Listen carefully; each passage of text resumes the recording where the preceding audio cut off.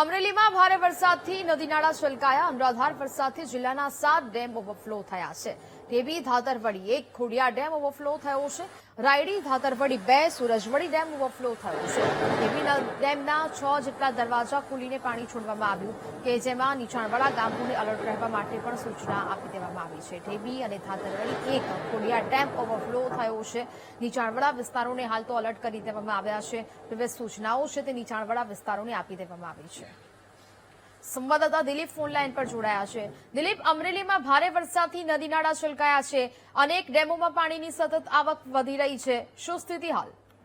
સતત 3 દિવસથી અમરેલી જિલ્લામાં મેઘમહેર અવિરત છે।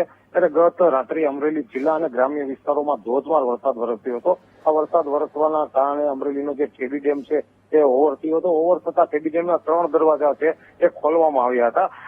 ઢેબી ડેમના દરવાજા ખોલતા નીચાણવાળા જે વિભાગ છે એને એલર્ટ આપવામાં આવ્યો છે। કોઈને નદીમાં ન જવા સૂચના આપવામાં આવી હતી। ખાસ કરી અવિરત વરસાદના કારણે અમરેલી જિલ્લાના મહત્વના 5 થી 7 ડેમો છે એ પણ ઓવર થવા પામ્યા છે। ખાસ કરી Dhatarwadi 1, Dhatarwadi 2, Raydi dam, Khodiyar dam, Surajmukhi dam સહિતના જે ડેમો છે એ હાલ ઓવર થતા આંશિક પાણીની સમસ્યા હાલ થઈ છે। ત્યારે ખાસ કરી ખેડૂતોને પણ હાલ ખૂબ ફાયદો થાય એવું સ્પષ્ટ દેખાઈ રહ્યું છે। જી બિલકુલ, જાણકારી બદલ આભાર।